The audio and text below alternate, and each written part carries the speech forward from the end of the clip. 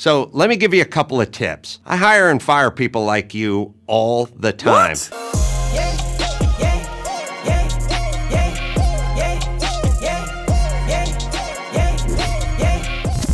I never graduated college.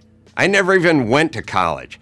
I went to the University of digging ditches on construction sites. Go fighting shovels. So why should you listen to me? Let's see.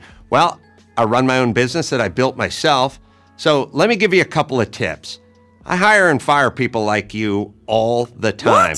What is that supposed to be? Say no. All jokes aside, bro.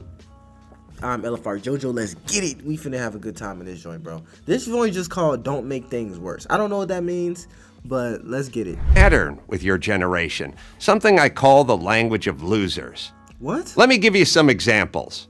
I did my best. My assistant told me this once after screwing up royally. And I said, Matt, if you did your best and you screwed up royally, then I need to fire you right now.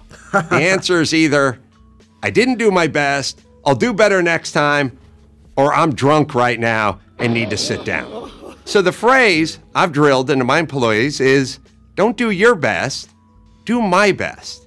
Another example, I had a young employee once say to me, I'm sorry I screwed up. Next time, I'll triple check. And I said, did you single check? Did you double check? How did you get to triple check? I know how we got to triple check.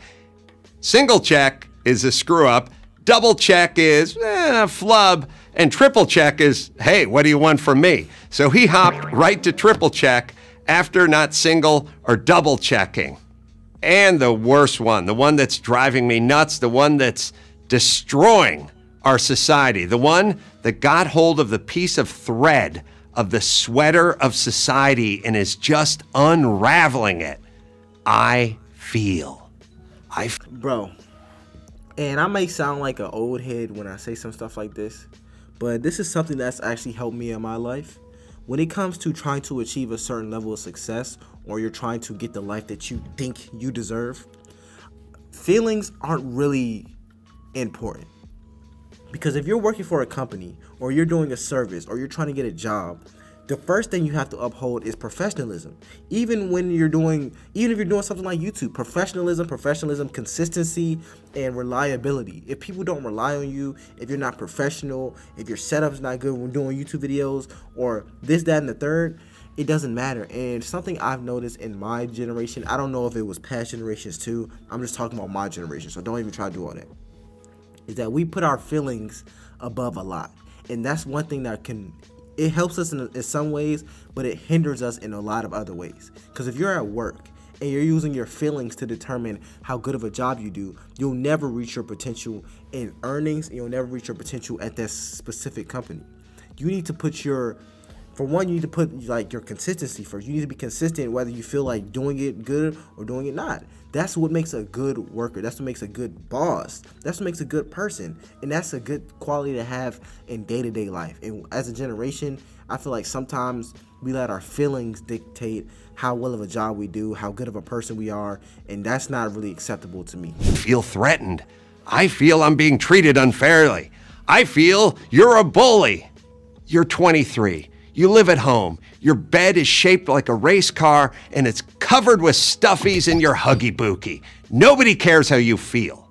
So, no excuses, please. If you do the job you're hired to do and you do it well, your employer will never stop thanking you and lavishing you with. And that's one thing, it used to really irritate me when I was younger. It used to really irritate me. As my father used to say this all the time. Life isn't fair.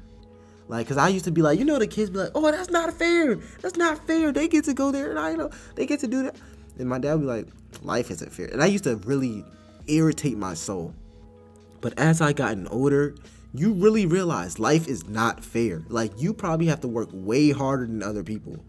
Not even because of your race or skin color. I'm not even talking about gender. It's like, sometimes life just makes you work harder. It's not your fault you were born in a hotter state and that you have to grow up doing yard work every day. It's not your fault and it's not fair, but it's life. Like, it's life. And that's one thing my generation, because life is so good to us, it's so good to us that sometimes we can't even imagine life being unfair to us. And that's a problem. Because older generations, I've noticed, they actually did have it harder. So when they say life isn't fair, they actually experienced that. But my generation, low-key, we have it. We grew up with the iPhones, the getting whatever you want, wearing whatever you want, whenever you want it. Amazon Prime. We want the package from 2 to 6. We get it from 2 to 6. Whereas you had to drive to the store. It's just a different time. So we look at life that it should be fair, but it's not always fair. Ponies and frankincense and myrrh. Now, you do your job well and you're not rewarded, someone else will find you and reward you.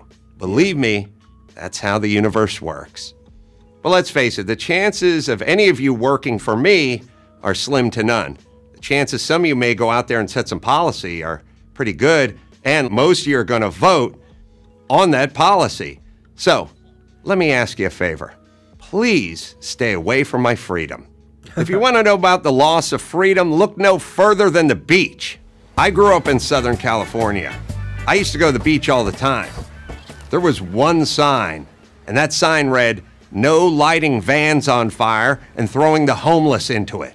What? Now you go to the beach, and the sign looks like a menu from Fuddruckers. It never ends. No football, no fires, no smoking, no alcohol, and now no frisbee, no digging, no sandcastle, no dogs. No breathing, no swim trunks, no hair, no dancing, no walking, no smiling, no like, bro, I'm not even gonna hold you, bro. Restrictions are getting crazy now. It is like, the restrictions are just insane. Like, no matter where you go, it's like, oh, you can be here, but you can't do this. Like, bro, I might as well be home. Like, I can't even be home. Like, what type of establishment is this? Beach is a metaphor for this country. It's freedom. It means freedom. Everyone who came to this country landed on the beach. They didn't land in Nebraska. They pulled up to the beach, they cracked a beer, they lit a cigarette, and they threw a frisbee. And now, you can't do jack squat on the beach. Look no further than the beach sign from the 50s and the beach sign from 2018. All it gets is longer. And do the politicians ever show up with their eraser and go, let's remove a few of these Orwellian ideas that we put on this bonderized steel in front of the beach? No.